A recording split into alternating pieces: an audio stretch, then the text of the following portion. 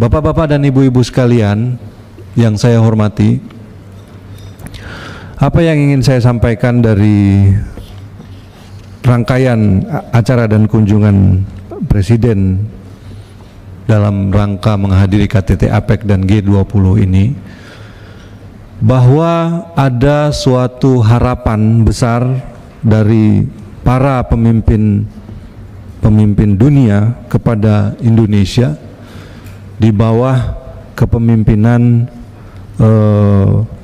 Presiden Prabowo, karena negara-negara tersebut juga memperhatikan apa yang terjadi secara politik di Indonesia, sebuah transisi kepemimpinan yang mereka nilai sebagai suatu transisi yang sejuk, yang memberikan landasan untuk bisa menciptakan kestabilan baik secara domestik maupun secara regional, sehingga harapan kepada Indonesia untuk bisa menjadi jembatan, untuk bisa menjadi communicator, untuk bisa menjadi penghubung antara negara-negara lain, di samping juga potensi dan kekuatan Indonesia yang kita miliki baik dari segi sumber daya alam, kemudian dari segi jumlah penduduk yang merupakan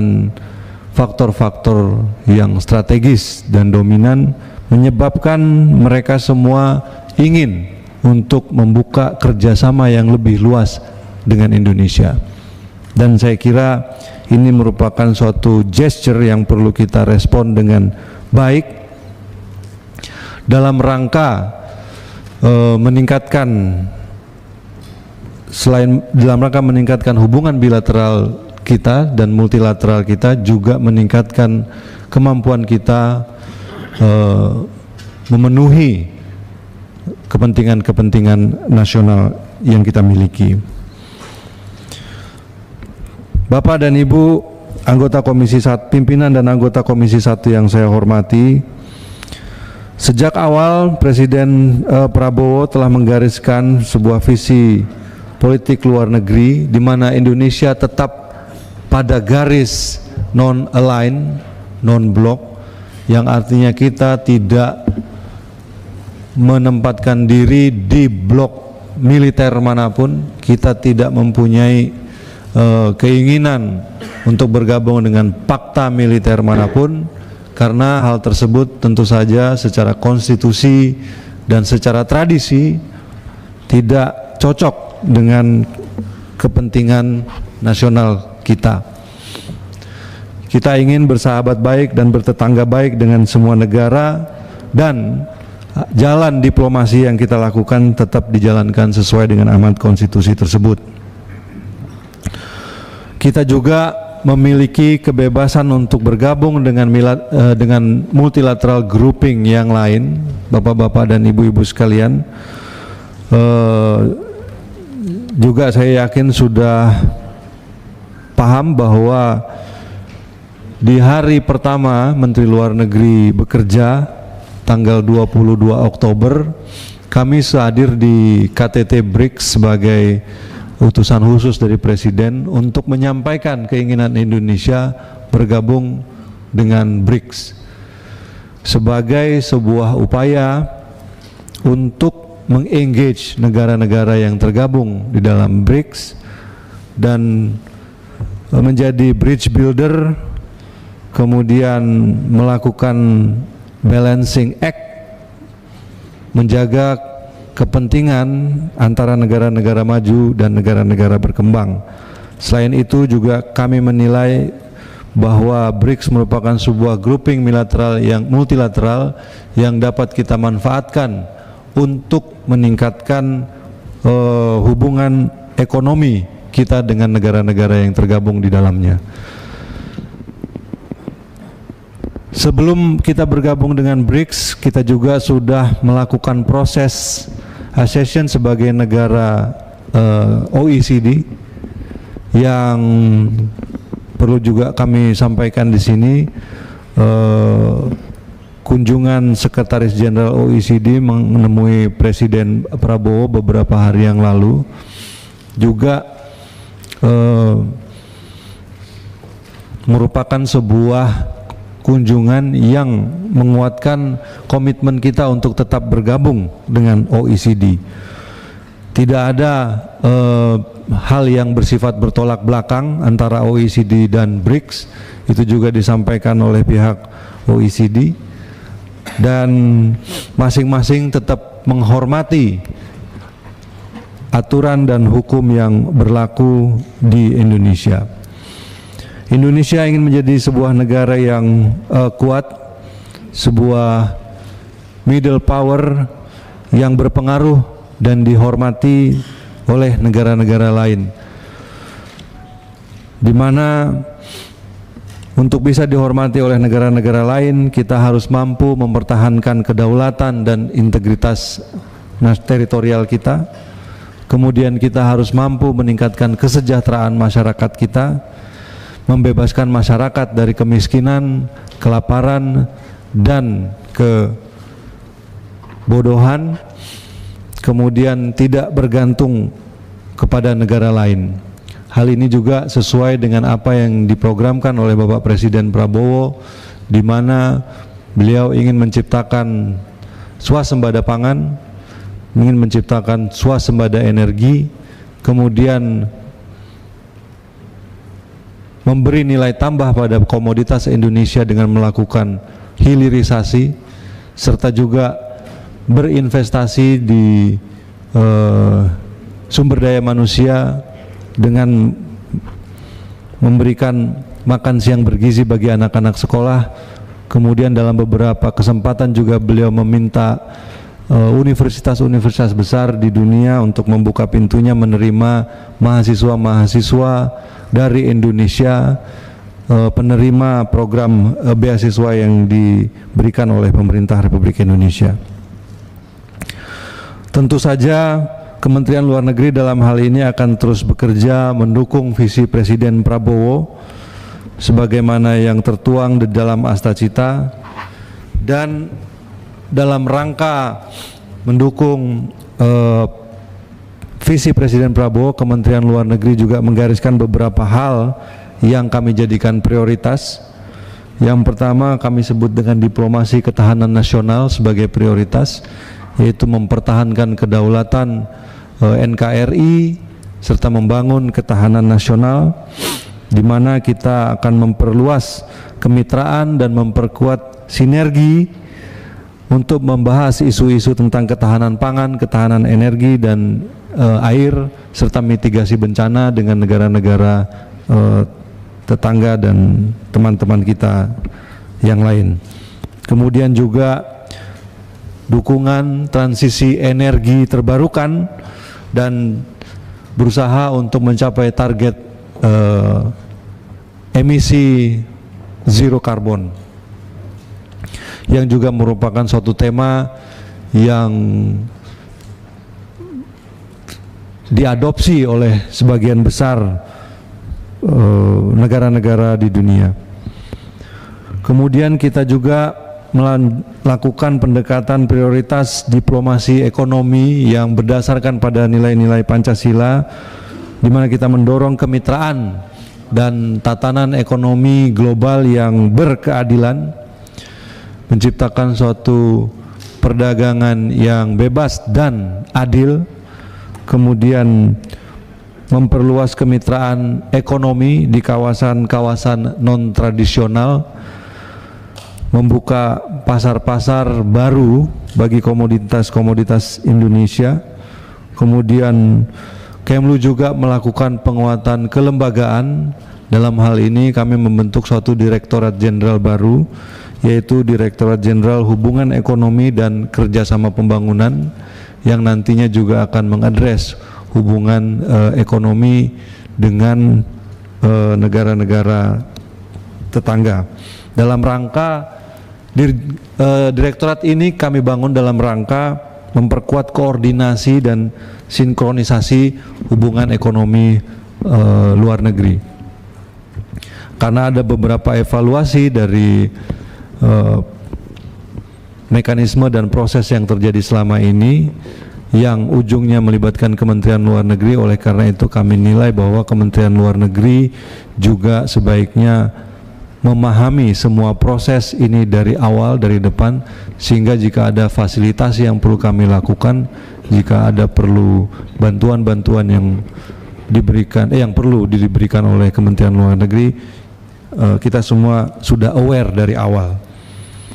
Kemudian prioritas ketiga yaitu meningkatkan pengaruh Indonesia di kawasan global. Tadi juga sudah saya sampaikan bahwa rangkaian kunjungan Presiden Prabowo ke beberapa negara juga merupakan bagian dari meningkatkan pengaruh Indonesia baik di kawasan maupun global.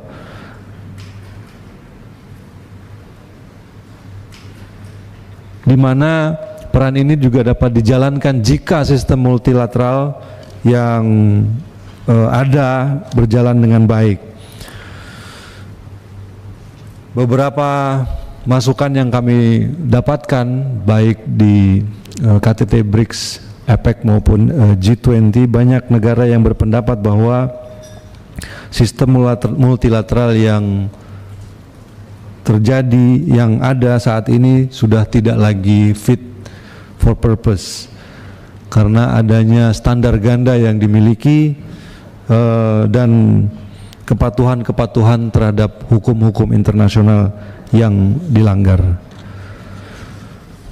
Bapak pimpinan, Bapak dan Ibu anggota Komisi 1 yang saya hormati, berkaitan dengan peningkatan pengaruh kawasan ini juga Indonesia akan semakin aktif dan asertif di tataran global, kemudian menggerakkan juga menjadi salah satu penggerak juga untuk reformasi multilateral pada isu-isu peace and security, antara lain reformasi Dewan Keamanan PBB dan reformasi arsitektur keuangan internasional. Kemudian juga memperjuangkan kepentingan nasional dan posisi prinsip kita terutama pada KTT luar biasa OKI Liga Arab di Riyadh yang dihadiri oleh Bapak Wamen Anies Mata selaku Special Envoy dari Presiden. Indonesia juga mendesak kerjasama negara-negara yang tergabung di dalam Global South untuk mendukung kemerdekaan Palestina dan mengakui negara Palestina.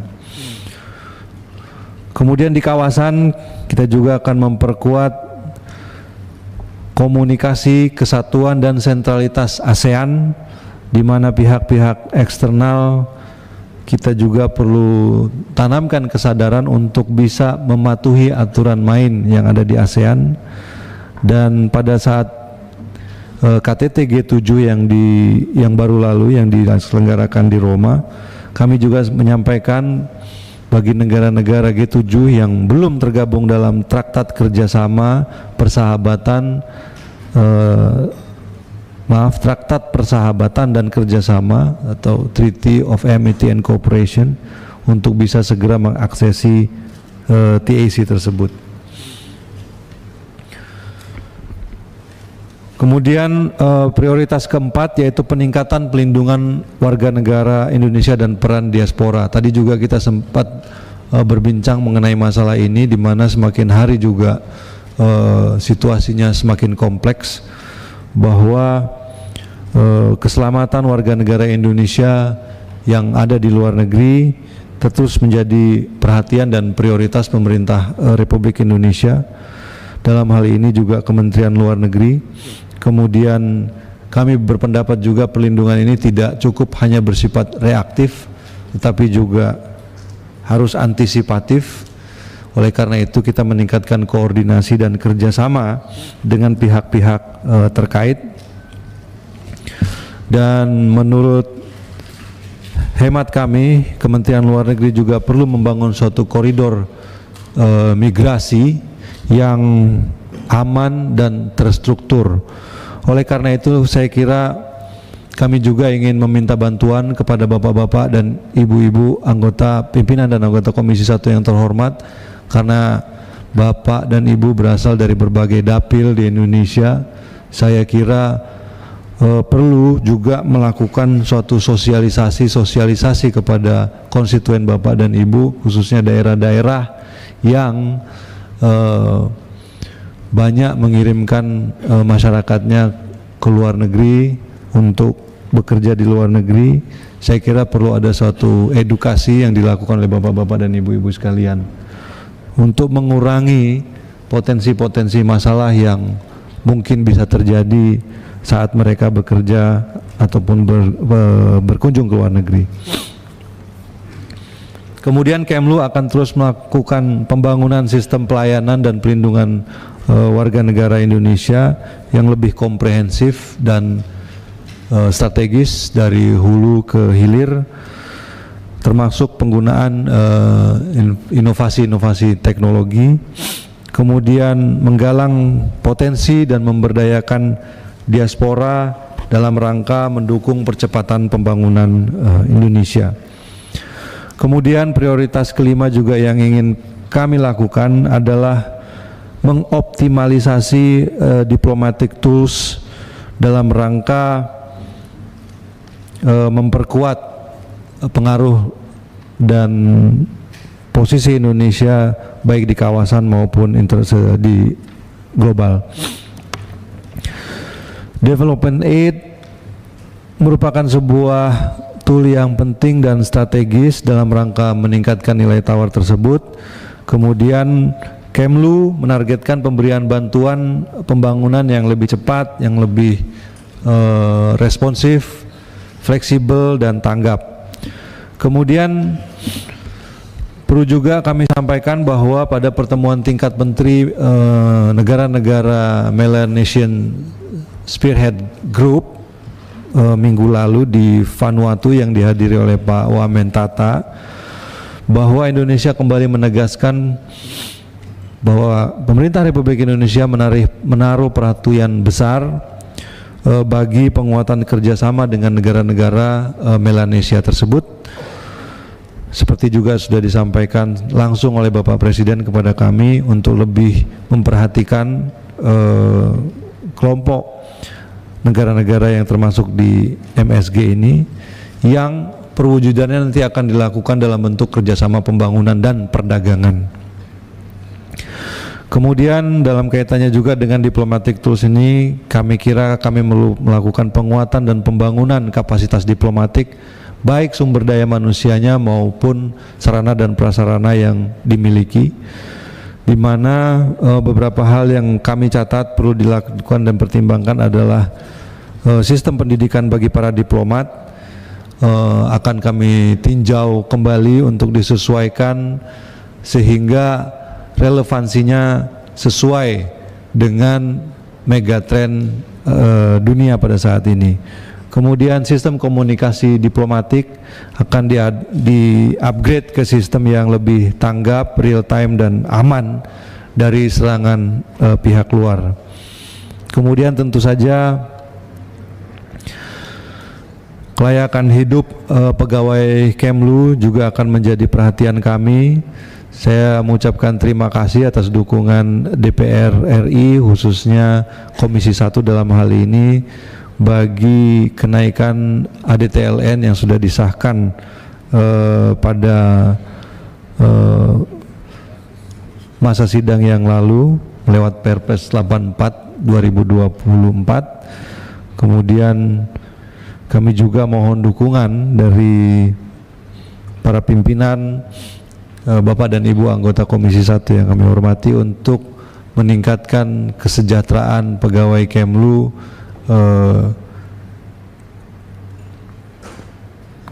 yang beberapa programnya masih pending, termasuk kenaikan gaji staf lokal di perwakilan Republik Indonesia di luar negeri. Kemudian Kemlu juga berusaha memenuhi apa yang kita sebut dengan minimum essential diplomatic infrastructure, di mana ada standar minimum sumber daya, sarana dan prasarana fisik yang memadai, dan di tengah keterbatasan ruang fiskal yang kita miliki, kita juga akan menjajaki berbagai opsi dalam rangka pemenuhan kebutuhan diplomatic infrastructure ini. Bapak pimpinan, Bapak dan Ibu anggota Komisi 1 yang kami hormati, saya kira ini saja paparan yang kami berikan pada kesempatan rapat kerja pada pagi hari ini. Selanjutnya kami mohon masukan, arahan dan bimbingan dari bapak-bapak dan ibu-ibu anggota Komisi 1 yang terhormat dalam rangka menjalankan tugas, sehingga apa yang sama-sama kita citakan lewat Kementerian Luar Negeri ini bisa berjalan dengan baik. Terima kasih.